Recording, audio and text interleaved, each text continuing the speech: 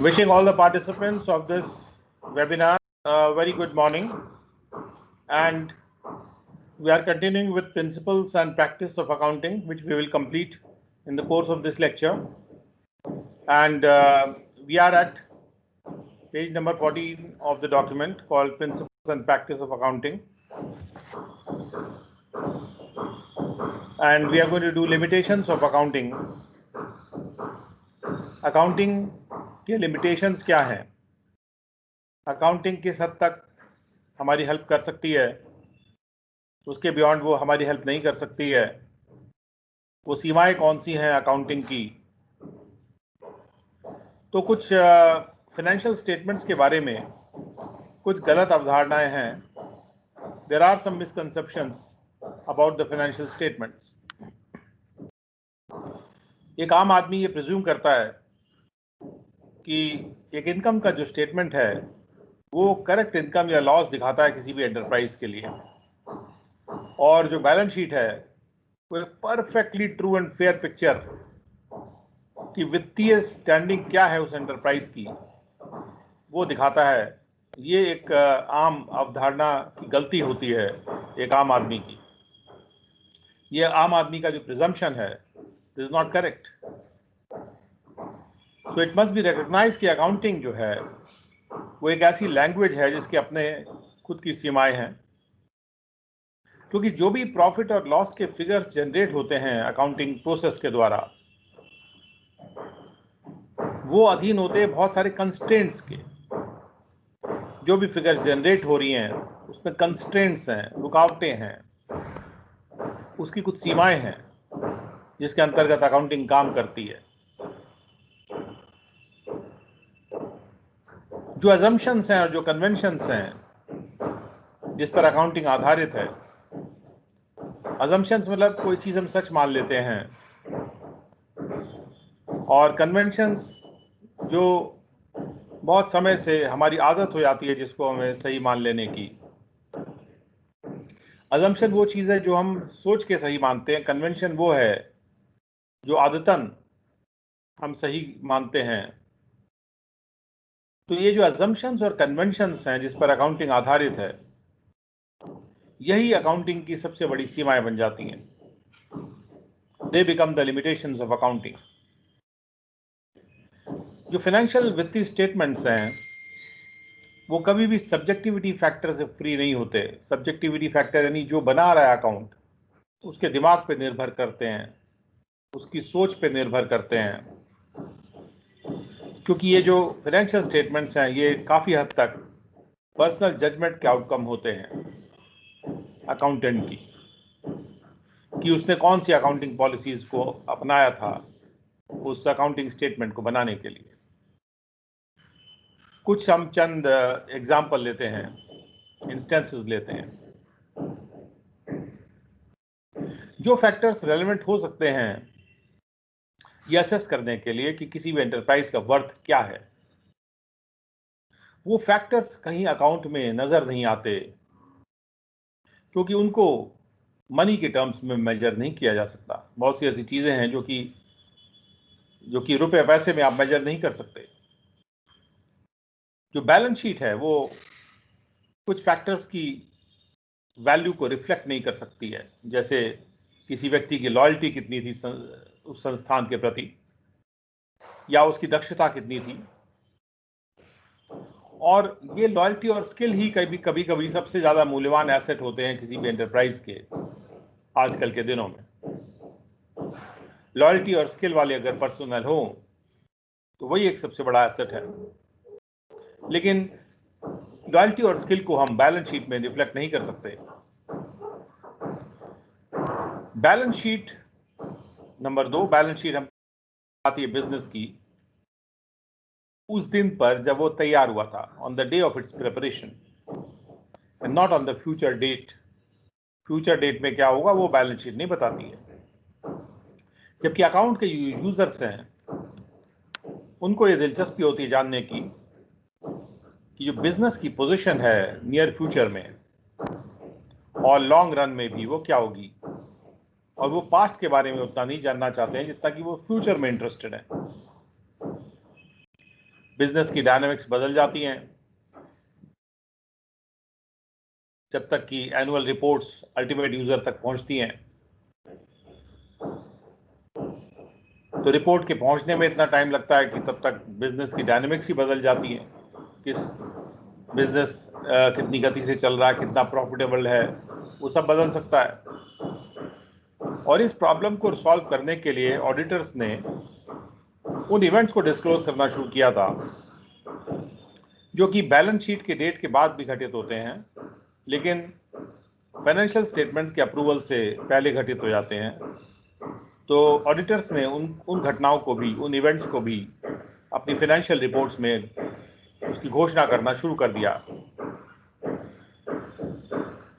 Number 3 जो limitation है वो ये है कि जो इंस्टेंस है लिमिटेशन का, जैसे अकाउंटिंग इग्नोर करती है कि कुछ मनी के फैक्टर्स हैं जैसे इन्फ्लेशन, इंटरेस्ट रेट इत्यादि इत्यादि, तो उनमें जो भी बदलाव आ रहा है अकाउंटिंग उसको इग्नोर करती है। बहुत से ऐसे ओकेजन भी होते हैं। नंबर 4, जब अकाउंटिंग के प्रिंसिपल्स एक दूसरे के साथ भिड़ंत में आ जाते हैं, they conflict with each other. Number 5, कुछ अकाउंटिंग के एस्टिमेट से अनुमान है जो शेयर पर्सनल जजमेंट पे डिपेंड करते हैं अकाउंटेंट की, जैसे कि प्रोविजन फॉर डाउटफुल डेट कितना किया जाएगा, डेप्रिसिएशन का कौन सा मेथड अडॉप्ट किया जाएगा, कुछ रेवेन्यू एक्सपेंडिचर को कैसे रिकॉर्ड करना है, या वो कैपिटल मानना है उसको रेवेन्यू मानना है, इन्वेंट्री को वैल्यू करने का क्या मेथड होगा। और इस तरह से बहुत सी लंबी लिस्ट है जो शेयर पर्सनल जजमेंट पे डिपेंड करते हैं अकाउंटेंट के, और इसलिए इनके एस्टिमेट्स चेंज हो सकते हैं। नंबर 6, जो फाइनेंशियल स्टेटमेंट्स हैं वो ये मान के चलते हैं कि वो जो एसेट्स हैं जिनको कि मॉनेटरी टर्म्स में एक्सप्रेस किया जा सकता है, केवल उन्हीं को कंसिडर करना है। जो एसेट मॉनेटरी टर्म्स में या मनी के टर्म्स में एक्सप्रेस नहीं किया जा सकता, उसे हम फाइनेंशियल स्टेटमेंट्स में नहीं लेके आते हैं। ह्यूमन रिसोर्सेज हालांकि हमारे बहुत ही इंपॉर्टेंट एसेट होते हैं किसी भी एंटरप्राइज के, लेकिन उनको बैलेंस शीट में नहीं दिखाया जाता। कोई भी जनरली एक्सेप्टेड फॉर्मूला नहीं है कि हम ह्यूमन रिसोर्सेज को किस प्रकार से वैल्यू करेंगे मनी के टर्म्स में, इसलिए ह्यूमन रिसोर्सेज की वैल्यू हमारे फाइनेंशियल स्टेटमेंट्स में इंक्लूड नहीं हो पाती है। डिफरेंट अकाउंटिंग पॉलिसीज हैं एक ही आइटम के ट्रीटमेंट के लिए, और अलग अलग अकाउंटिंग पॉलिसीज के होने से ये होता है कि एक संभावना पैदा हो जाती है मैनिपुलेट करने की। The probability of manipulation increases due to different accounting policies for the treatment of the same items in the balance sheet and in the financial statements. हालांकि कई लॉज के वजह से या अकाउंटिंग स्टैंडर्ड्स के कारण से एफर्ट्स किए जाते हैं कि इन मैनिपुलेशन के ऑप्शंस को रिड्यूस किया जाए मिनिमम हद तक, लेकिन निश्चित रूप से इन पॉसिबिलिटीज को 1 तक नहीं लाया जा सकता। They could not be reduced completely. In A nutshell, अगर हम देखें, नटशेल मतलब समराइज करके अगर हम सोचें, तो ये कहा जा सकता है कि अकाउंटिंग की जो लैंग्वेज है उसके कुछ प्रैक्टिकल लिमिटेशंस हैं, और इसलिए जो फाइनेंशियल स्टेटमेंट्स हैं उनको इंटरप्रेट किया जाना चाहिए बहुत केयरफुली, इस बात को मद्देनजर रखते हुए, उन सारे अलग अलग फैक्टर्स को मद्देनजर रखते हुए जो कि ट्रू पिक्चर पर अपना प्रभाव डाल रहे हैं। इसके बाद एक पैराग्राफ है यहाँ पे, role of accountant in the society. हालांकि ये डायरेक्टली हमसे, हमारे जो सिलेबस से मतलब नहीं रखता है, लेकिन इसको जल्दी से हम लोग एक बार देख जाएंगे, जिससे so that we do understand the role of an accountant in the society. कुछ टाइप के ऐसे प्रोफेशन होते हैं इस दुनिया में जो कि बहुत ही ऊंचे रिगार्ड किए जाते हैं, स्टीम में रखे जाते हैं पब्लिक की आइज में, उनकी बहुत इज्जत दी जाती है। और इस बारे में मना नहीं किया जा सकता, इसको डिनाई नहीं किया जा सकता कि जो अकाउंटिंग का प्रोफेशन है इसको भी पब्लिक की आइज में बहुत हाई एस्टीम में रखा जाता है। गेठे एक राइटर थे जिन्होंने अकाउंटेंट के प्रोफेशन के बारे में कहा था कि ये फेयरेस्ट इन्वेंशन है ह्यूमन माइंड का। फेयरेस्ट यानी सबसे अच्छी इजाद है, एक बहुत खूबसूरत इजाद है ह्यूमन माइंड की। सारे टाइप के जितने भी लर्निंग प्रोफेशन है उनके कोर पे एक डिजायर होता है कि जनता का हित किया जाए, पब्लिक गुड किया जाए और सबसे अच्छा तरीका निकाला जाए समाज को सर्व करने के लिए। ये बात हर लर्निंग प्रोफेशन के कोर पे होती है। अकाउंटेंसी की साइंस को यूज करके और इस आर्ट के अंतर्गत एक डायनेमिक पैटर्न उभर के आता है जो कि बिजनेस को असिस्ट करता है कि वो अपने फ्यूचर को प्लान कर सकता है। और जबकि शुरुआत होती है एक नॉन स्पीकिंग साइलेंट आकृतियों के साथ, कुछ नंबर से शुरुआत करके एक डायनेमिक पैटर्न क्रिएट कर दिया जाता है आर्ट एंड साइंस को यूज करके अकाउंटेंसी की। और इसी वजह से अकाउंटेंसी का प्रोफेशन जो है एक इंस्ट्रूमेंट हो जाता है सोशो इकोनॉमिक चेंज का, सामाजिक आर्थिक बदलाव का। ये एक इंस्ट्रूमेंट हो जाता है, एक उपकरण हो जाता है सोसाइटी के वेलफेयर का, समाज के कल्याण का एक उपकरण हो जाता है। एक अकाउंटेंट अपनी एजुकेशन की वजह से, अपने ट्रेनिंग की वजह से, अपने एनालिटिकल माइंड की वजह से और अपने एक्सपीरियंस की वजह से सबसे अच्छा क्वालिफाइड पर्सन होता है कि वो नीड बेस्ड सर्विसेज दे सकता है इस हमेशा ग्रो करती हुई सोसाइटी को। आजकल के जो अकाउंटेंट्स हैं वो पूरा न्याय कर सकते हैं, न केवल टैक्सेशन मैटर्स में, कॉस्टिंग के मैटर्स में, न केवल मैनेजमेंट अकाउंटिंग के मैटर्स में, ना ही केवल फाइनेंशियल लेआउट के मैटर्स में, और न केवल कंपनी लेजिस्लेशन और प्रोसीजर्स के मैटर में, बल्कि वो बहुत डीप जा सकते हैं फाइनेंशियल पॉलिसीज में, बजटरी पॉलिसीज में और आर्थिक नीतियों में भी जा सकते हैं। जो एरिया ऑफ एक्टिविटी है जो अकाउंटेंट शुरू कर सकते हैं अपने लिए या समाज के लिए, वो उसमें कोई सीमा नहीं है, लेकिन उसमें और भी एडिशनल आपको उसके रूप दिखाई पड़ सकते हैं। तो कौन कौन से एरियाज ऑफ सर्विस हैं जो अकाउंटेंट्स शुरू कर सकते हैं? जैसे अकाउंटेंसी की जो प्रैक्टिस है वो अपने यूजुअल डोमेन को क्रॉस कर चुकी है कि भी फाइनेंशियल स्टेटमेंट पर तैयार करना या इंटरप्रेट करना उन स्टेटमेंट्स को, या केवल उनका ऑडिट करना, उसके पार चला गया है प्रैक्टिस अकाउंटेंसी की। अकाउंटेंट जो है आजकल एक्टिव रोल अदा कर रहे हैं कंपनी लॉज में और दूसरे कॉर्पोरेट लेजिस्लेशन के मामलों में भी, टैक्सेशन के लॉज में भी वो जहाँ तक है कि बहुत ज़्यादा रोल अदा कर रहे हैं, चाहे वो डायरेक्ट टैक्सेशन हो चाहे इनडायरेक्ट टैक्सेशन हो, और जनरल मैनेजमेंट की प्रॉब्लम्स में भी वो ऐसा कर रहे हैं। कुछ जो सर्विसेज वो अदा करते हैं अकाउंटेंट्स, वो इस प्रकार की हैं कि वो बुक्स ऑफ अकाउंट्स का मेंटेनेंस करते हैं और प्रॉपर बुक्स ऑफ अकाउंट जो हैं वो मैनेजमेंट की मदद करती हैं प्लान करने में, डिसीजन मेकिंग में और कंट्रोलिंग के फंक्शंस में। उसके बाद अकाउंटेंट स्टैट्यूटरी ऑडिट करते हैं जो लॉ के द्वारा निर्धारित ऑडिट का काम है। हर लिमिटेड कंपनी के लिए ज़रूरी किया गया है कि वो एक चार्टर्ड अकाउंटेंट को अपॉइंट करें या किसी फर्म को अपॉइंट करें चार्टर्ड अकाउंटेंट्स की अपने ऑडिटर के रूप में। और ये फर्म है या जो चार्टर्ड अकाउंटेंट है, उनको लॉ के द्वारा ये जरूरी किया गया है कि वो हर साल रिपोर्ट करें कि उनके ओपिनियन में जो बैलेंस शीट है क्या वो एक ट्रू और फेयर व्यू देती है स्टेट ऑफ अफेयर्स का बैलेंस शीट की डेट पर, और क्या जो प्रॉफिट एंड लॉस अकाउंट है वो प्रॉफिट या लॉस का एक ट्रू और फेयर व्यू देता है कि नहीं देता। ये रिपोर्ट करने का काम उस अपॉइंटेड चार्टर्ड अकाउंटेंट या फर्म का होता है और स्टैट्यूटरली उनको करना है, यानी लॉ के अनुसार, लॉ की वजह से उनको करना होता है। ऑडिटिंग जो है केवल अकाउंट्स को ऑडिट करने पर कन्फाइन नहीं रहती। दूसरे कुछ ऑर्गेनाइजेशन ऐसे भी हैं जो कि अपने अकाउंट्स को ऑडिट करा सकते हैं, केवल कंपनीज ही नहीं।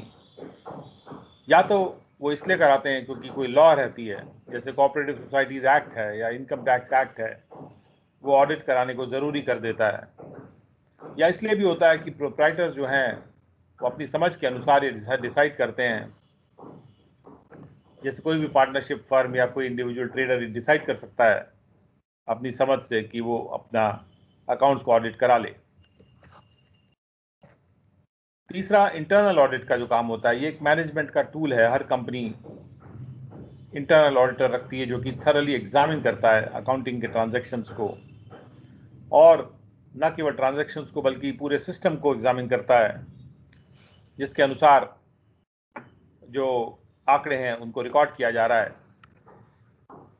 और वो इसलिए करता है क्योंकि ये सुनिश्चित करने के लिए कि जो अकाउंट्स का मैनेजमेंट है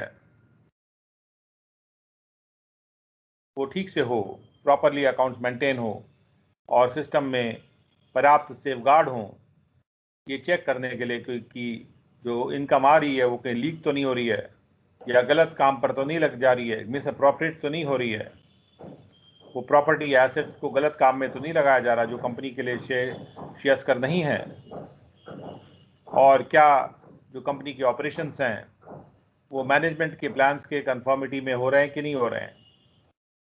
ये इंटरनल ऑडिट का रोल होता है। आजकल इंटरनल ऑडिट जो है एक मैनेजमेंट सर्विस के रूप में डेवलप हो गया है। जो इंटरनल ऑडिटर है वो बड़ा कंस्ट्रक्टिवली कंट्रीब्यूट करता है ऑपरेशनल एफिशिएंसी को इम्प्रूव करने की, बिजनेस के एक इंडिपेंडेंट रिव्यू करके और बिजनेस ऑपरेशंस को अप्रेज करके।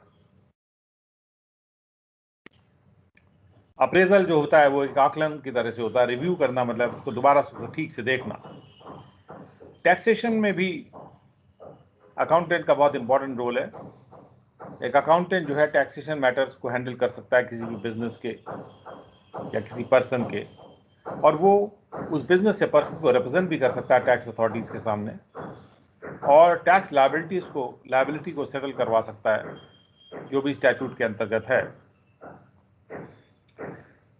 वो इस बारे में भी ऐसे कि टैक्स बर्डन को कैसे घटाया जाए प्रॉपर प्लानिंग के साथ टैक्स अफेयर्स की।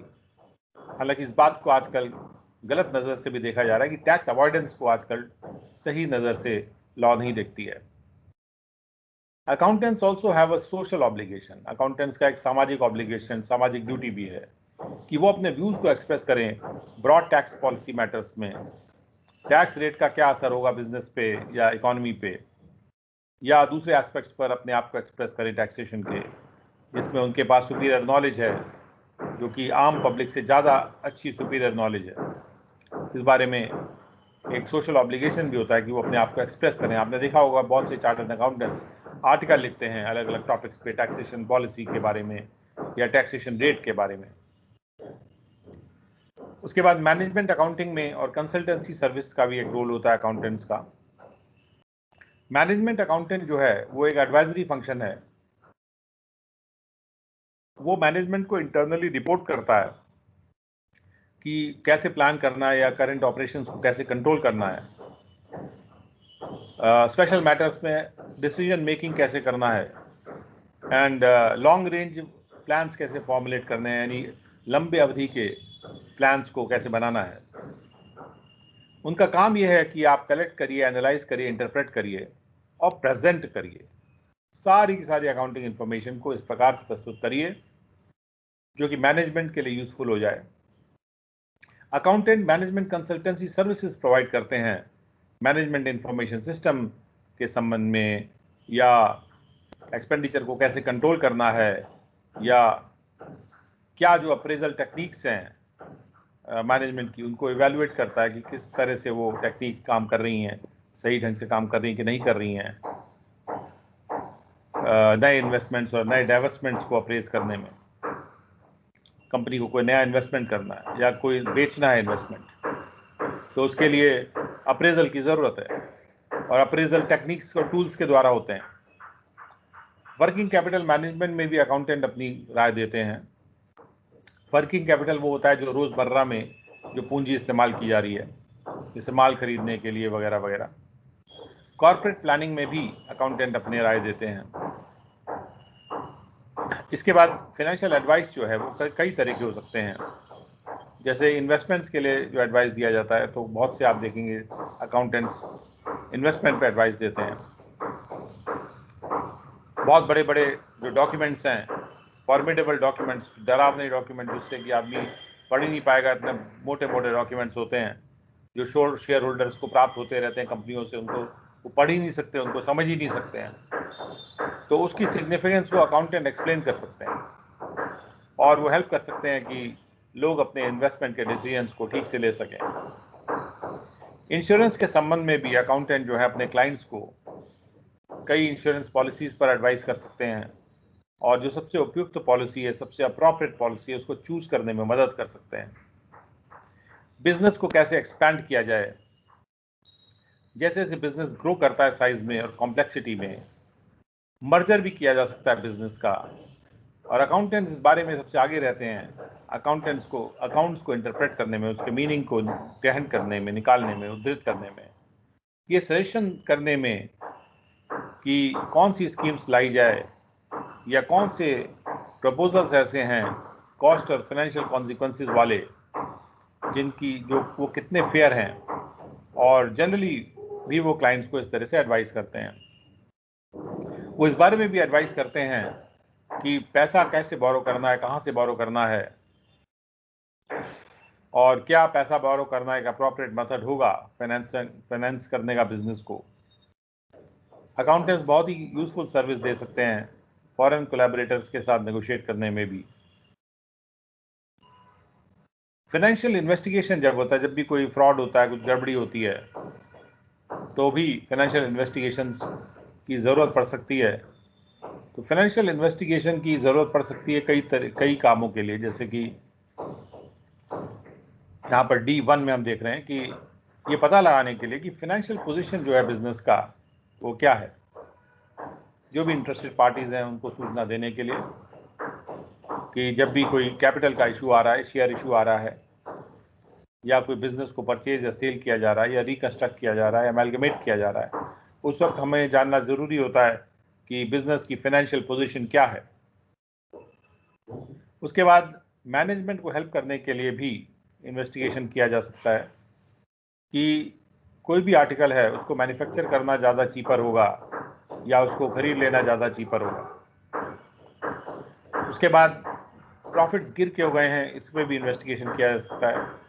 मैनेजमेंट में कैसे और ज़्यादा एफिशिएंसी लाई जाए, इस मामले का भी अन्वेषण कर सकते हैं अकाउंटेंट। ये पता लगाने के लिए कि यदि फ्रॉड कोई हुआ है कि नहीं हुआ है, उसका नेचर क्या था, उसका एक्सटेंट क्या था, और ये सुझाव देने के लिए, सजेशन देने के लिए जो कि फ्रॉड दोबारा से ना हो, दोबारा रिकर ना करे, उसके लिए क्या किया जाए। उसके बाद बिजनेस को वैल्यू करने के लिए और प्राइवेट कंपनीज के शेयर को वैल्यू करने के लिए भी ये एडवाइस दिया जा सकता, फाइनेंशियल इन्वेस्टिगेशन किया जा सकता है। और पेंशन स्कीम्स के संबंध में भी स्पेशलिस्ट एडवाइस देते हैं अकाउंटेंट्स। जो भी पेंशन स्कीम्स हैं और इंश्योरेंस से रिलेटेड जो स्कीम्स हैं, उसमें ये अकाउंटेंट जो हैं वो जब भी स्कीम कोई लॉन्च होती है या कोई प्रोविडेंट फंड है या पेंशन स्कीम है जिसको अमेंड किया जाना है, तो उसमें क्या क्या अमेंडमेंट होना चाहिए, लेकिन फाइनल डिसीजन देने से पहले अकाउंटेंट को कंसल्ट किया जाता है और बाद में भी उनकी मदद ली जाती है।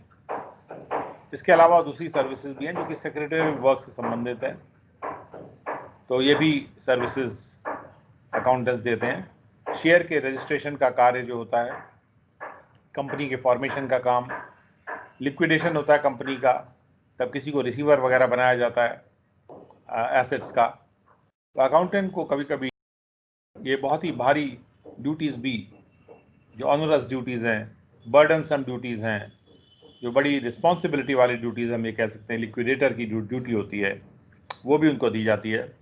जब भी किसी कंपनी को वाइंड अप करना है या कोई रिसीवर अपॉइंट करना है, या जब कोई डिवेंचर होल्डर अपने राइट को एक्सरसाइज करता है कि वो लोन को रिकवर करेगा जिस पर बोरोवर ने डिफॉल्ट कर दिया था, अकाउंटेंट से ही पूछा जाता है इन सब सिलसिलों में।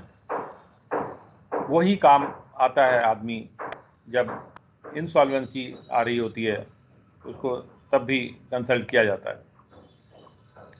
आर्बिट्रेशंस, जब मामले कोर्ट नहीं ले जाने होते हैं, आपसी रूप में तय करने होते हैं, तो चार्टर्ड अकाउंटेंट्स को आर्बिट्रेटर भी बनाया जा सकता है। कॉस्ट अकाउंट्स की जहाँ तक बात है, कॉस्ट अकाउंटेंट का काम होता है कॉस्ट के रिलेशन में जो भी डेटा है और जो रिलेटेड इन्फॉर्मेशन है वो फ्रीक्वेंट इंटरवल्स में मैनेजमेंट को दें। एक अकाउंटेंट अपने जॉब में तब इफेक्टिव हो जाएगा अगर वो इन्फॉर्मेशन को प्रॉम्प्टली देगा और बिल्कुल क्लियर लैंग्वेज में देगा, अनएम्बिगुअस लैंग्वेज, एकदम क्लियर लैंग्वेज में देगा। उसको एक ऐसा सिस्टम डेवलप करना चाहिए जिसके द्वारा वो इंफॉर्मेशन को रेगुलरली फ्लो कर सकता है, हॉरिजॉन्टली और वर्टिकली, दोनों तरीके से। इंफॉर्मेशन सिस्टम ऐसा होना चाहिए कि फाइनेंशियल स्टेटमेंट्स को कंपेयर किया जा सके, जहां तक हो सके दो बिजनेसेस के बीच में या 2 सालों के बीच में कंपेयर किया जा सके, जिससे कि मैनेजमेंट और इन्वेस्टर्स दोनों को ही उस इंफॉर्मेशन सिस्टम से बेनिफिट हो। कंप्यूटराइज्ड इंफॉर्मेशन सिस्टम के डेटा पे डिपेंडेंस जो है, निर्भरता की वजह से नई रिस्पॉन्सिबिलिटीज अब आ रही हैं अकाउंटेंट्स के पास, लेकिन वो क्या उससे निकालते हैं, प्रोडक्ट क्या आता है, उसी वजह से उनकी रिस्पेक्ट बढ़ेगी। तो चार्टर्ड अकाउंटेंट्स का बहुत ही इंपॉर्टेंट रोल है इंडस्ट्री में भी और पब्लिक एंटरप्राइजेस के संबंध में भी, फिस्कल पॉलिसीज को फ्रेम करने में भी ये बहुत इंपॉर्टेंट रोल अदा कर रहे हैं, और इकोनॉमिक ग्रोथ के लिए इनका बहुत ही इंपॉर्टेंट रोल है। इस चैप्टर की समरी के लिए अगर देखा जाए तो हम ये कह सकते हैं कि अकाउंटिंग क्या है। हमने देखा कि अकाउंटिंग में हम रिकॉर्ड करते हैं, क्लासिफाई करते हैं और समराइज करते हैं, एक बहुत ही सिग्निफिकेंट मैनर में करते हैं, मनी के टर्म्स में करते हैं, जो भी ट्रांजैक्शंस या जो इवेंट्स हैं उनको, जो कि कुछ हद तक फाइनेंशियल कैरेक्टर के होते हैं। जो नॉन फाइनेंशियल कैरेक्टर के ट्रांजैक्शंस हैं, इवेंट्स हैं, उनको हम रिकॉर्ड नहीं करते, और उसके बाद एनालाइज करने का काम है और इंटरप्रेट करने का काम है। अकाउंटिंग का जो प्रोसीजर है वो मुख्यतः 2 पार्ट में डिवाइड होता है। सबसे पहले तो फाइनेंशियल इंफॉर्मेशन को जनरेट करना मनी के टर्म्स में, और उसके बाद फाइनेंशियल इंफॉर्मेशन को यूज करना, जिससे कि रिपोर्ट तैयार होती है। अकाउंटिंग के जो ऑब्जेक्टिव्स हैं, उसके जो उद्देश्य हैं, वो है रिकॉर्डिंग करना ट्रांजैक्शंस की सिस्टमैटिक तरीके से, रिजल्ट पता लगाना जो भी रिकॉर्डिंग हुआ है ट्रांजैक्शंस की उससे, उसके बाद फाइनेंशियल पोजीशन क्या है बिजनेस की वो पता लगाना, जैसे हमने देखा बैलेंस शीट से पता चलता है, रिजल्ट्स हमको प्रॉफिट एंड लॉस अकाउंट से पता चलते हैं, और उसके बाद रैशनल डिसीजन मेकिंग के लिए सूचना उपलब्ध कराना रिपोर्ट्स के रूप में, और सॉल्वेंसी पोजीशन को जानना कि बिजनेस कितना सॉल्वेंट है, डूबने तो नहीं जा रहा। अकाउंटिंग के इसके बाद फंक्शंस की ज़्यादा बारी आती है, तो फंक्शंस में मेजरमेंट करने का फंक्शन है, फोरकास्ट करने का फंक्शन है, डिसीजन मेकिंग है, कंपेयर और इवेलुएट करना है, कंट्रोल करना है, और गवर्नमेंट रेगुलेशन और टैक्सेशन में भी अकाउंटिंग का फंक्शन है। गवर्नमेंट भी अकाउंट्स के द्वारा अपना रेगुलेशन और टैक्सेशन का काम करती है। इसके बाद अगर हम देखें कि बुक कीपिंग के क्या ऑब्जेक्टिव्स हैं, अकाउंटेंसी के नहीं, तो बुक कीपिंग के ऑब्जेक्टिव्स में पूरी तरह से ट्रांजैक्शंस को रिकॉर्ड करना और उनका वित्तीय इफेक्ट क्या है, फाइनेंशियल इफेक्ट क्या है बिजनेस के लिए, वो जानना। अकाउंटिंग के जो अलग अलग फील्ड्स हमने डिस्कस किए थे, उसमें से कुछ फील्ड्स ऐसे हैं: financial accounting, management accounting, cost accounting, social responsibility accounting and human resource accounting. और अकाउंटिंग इंफॉर्मेशन के जो वेरियस यूजर्स हैं, they are investors, employees, lenders, काफ़ी बड़ी वेराइटी है। Lender, suppliers, creditors, customers, government and their agencies, public is also using their information, management, so these are all the users of accounting information. Accounting दूसरे discipline, दूसरे subject से भी बहुत ही closely related है। आजकल कोई भी सब्जेक्ट जो है दूसरे सब्जेक्ट से रिलेटेड होता है, और इसलिए अकाउंटिंग के अच्छे नॉलेज के लिए किसी व्यक्ति को दूसरे डिसिप्लिन की भी नॉलेज होना जरूरी है। अकाउंटेंट को दूसरे डिसिप्लिन को भी जानना जरूरी है। अपनी एजुकेशन, ट्रेनिंग और एनालिटिकल माइंड की वजह से और अपने अनुभव की वजह से एक अकाउंटेंट बेस्ट क्वालिफाइड होता है नीड बेस्ड सर्विसेज देने के लिए एवर ग्रोइंग सोसाइटी के लिए। आजकल के जो अकाउंटेंट्स हैं वो फुल जस्टिस कर सकते हैं टैक्सेशन के लिए, कॉस्टिंग पे, मैनेजमेंट अकाउंटिंग में, फाइनेंशियल लेआउट के लिए, कंपनी लेजिस्लेशन प्रोसीजर्स। इनके अलावा वो बहुत डीप जा सकते हैं फाइनेंशियल पॉलिसीज में, बजटरी पॉलिसीज में और इवन इकोनॉमिक प्रिंसिपल्स। अब कुछ हम मल्टीपल चॉइस क्वेश्चंस को देखते हैं कि which of the following is not a sub field of accounting. तो बुक कीपिंग अकाउंटिंग का सब फील्ड नहीं है, because where book keeping ends accounting starts. Now what is the purpose of an accounting system including the following except, यानी कि कौन सा इन तीन में से फंक्शन पर्पस नहीं है अकाउंटिंग के सिस्टम का। तो पहला चॉइस दिया हुआ, interpret and record the effects of the business transaction and classify the effects of transactions to facilitate the preparation of reports and dictate the specific types of business enterprise transactions that the enterprise may engage in.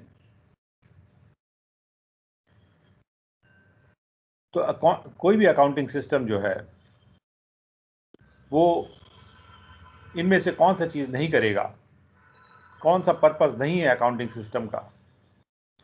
तो यहां पे जो बात आ रही है आप देख सकते हैं, बिजनेस का जो ट्रांजैक्शन हुआ उसको रिकॉर्ड किया जाना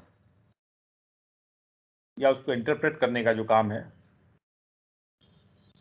फिर जो ट्रांजैक्शन के इफेक्ट्स हैं उनको क्लासिफाई करने का काम है जिससे कि रिपोर्ट्स को फैसिलिटेट किया जा सके, और उसके बाद डिक्टेट करना specific types of business enterprise transaction. तो अकाउंटिंग सिस्टम जो है वो डिक्टेट नहीं करता है किसी भी बिजनेस एंटरप्राइज को कि वो कौन से ट्रांजैक्शन से जो करने चाहिए या नहीं करने चाहिए। तो therefore that would be the right answer कि वो चीज नहीं करना है कि कौन से ऐसे ट्रांजैक्शन है। ये मैनेजमेंट का रोल होता है कि कौन से ट्रांजैक्शन से जो करने हैं नहीं करने हैं। थर्ड है बुक कीपिंग का मेन कंसर्न क्या है। बुक कीपिंग का जो मेन कंसर्न है, recording of the financial data या फिर designing the systems in recording, classifying and summarising data या interpreting the data for internal and external users. तो जहां तक इंटरप्रेटिंग द डेटा का सवाल है वो अकाउंटिंग के क्षेत्र में आ जाएगा। सिस्टम को डिजाइन करने का जो काम है ये मैनेजमेंट के क्षेत्र में आ जाएगा। और बुक कीपिंग का जो मेन कंसर्न है वो है recording of the financial data. Number 4, all of the following are functions of accounting except. Accounting का इनमें से कौन सा फंक्शन नहीं है। तो decision making, ledger posting and forecasting. So as we said that ledger posting is a bookkeeping function and therefore we cannot say that this is an accounting function.